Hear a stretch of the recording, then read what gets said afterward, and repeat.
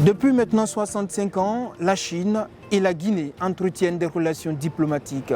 Sur le continent, la Chine est devenue un partenaire de premier plan qui accompagne les États dans leur développement. Dans le domaine des médias, cet accompagnement se traduit par des investissements dans la construction et dans l'équipement des maisons de radio et de télévision, comme c'est le cas en Guinée, et la formation des journalistes. Invité au 6e forum de la coopération médiatique entre la Chine et l'Afrique, ici même à Shanghai, le ministre de l'Information et de la Communication, Fan Assouman, a magnifié cette coopération.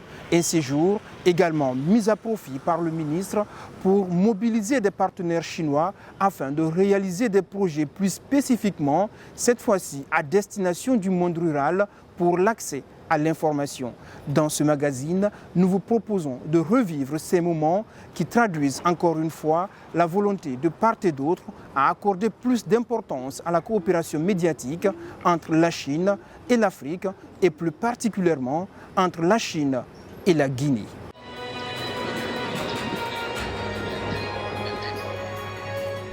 Beijing, capitale de la Chine, une mégalopole de plus de 20 millions d'habitants avec ses infrastructures gigantesques aux quatre coins de la ville. Symbole d'une Chine tournée vers la modernité dans tous les secteurs de la vie socio-économique, Beijing a accueilli le forum sur la coopération médiatique sino-africaine et le dialogue de haut niveau du groupe de réflexion sino-africain les 21 et 22 août 2024.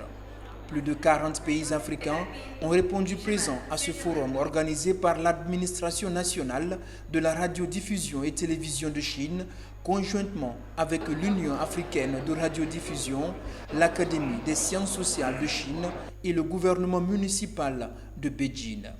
Face au développement technique très fort de l'informatique, la Chine et l'Afrique, le secteur des médias et de l'audiovisuel doivent faire face à la transition et de la mise à jour pour assurer le développement de qualité. Le président aussi disait qu'il faut que nos deux parties approfondissent la coopération pour assurer un développement dans tous les domaines.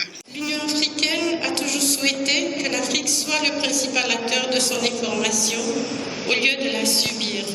Dans cette perspective, elle est prête à s'engager dans des projets de collaboration, à échanger les meilleures pratiques et à explorer des moyens novateurs de communiquer.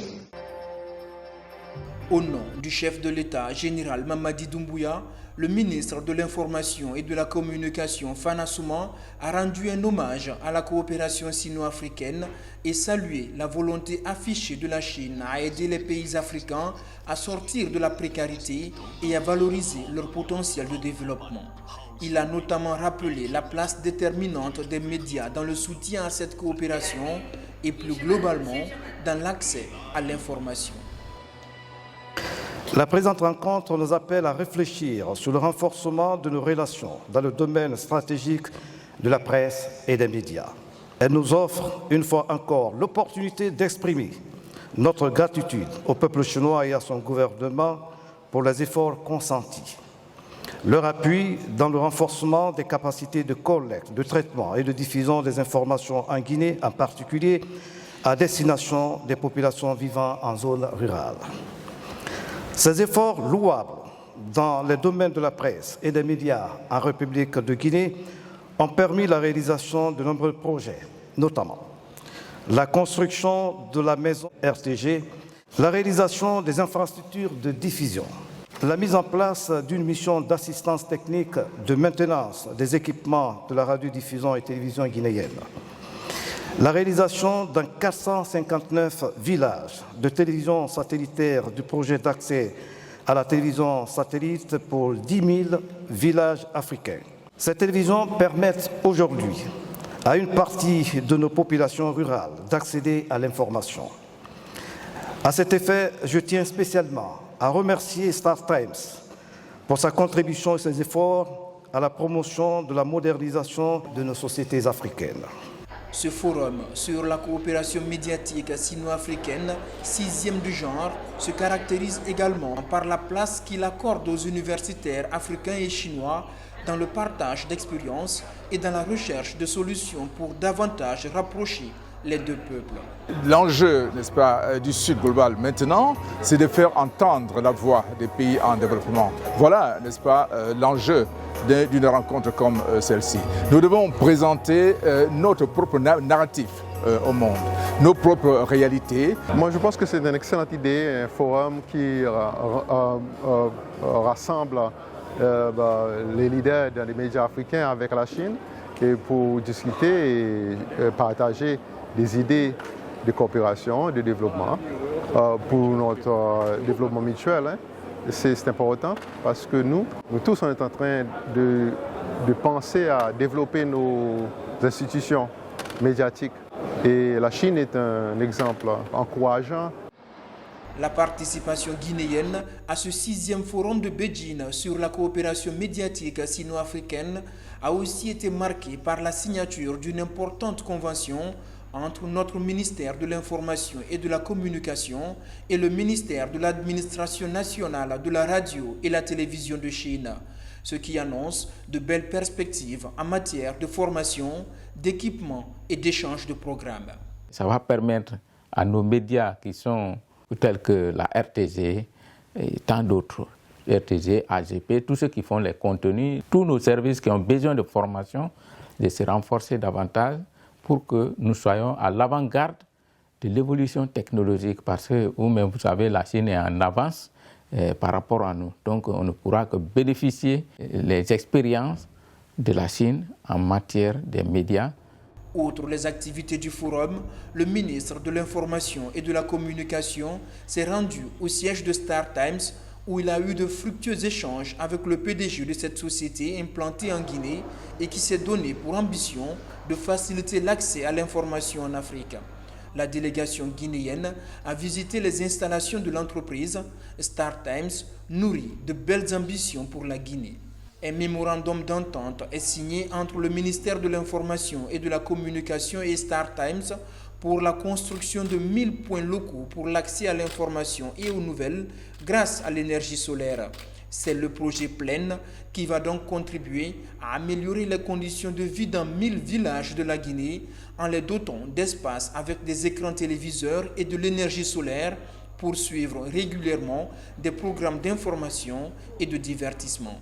L'énergie solaire et les installations audiovisuelles vont aussi être mises à contribution pour entreprendre des formations, entre autres sur l'agriculture et la santé maternelle au profit du monde paysan.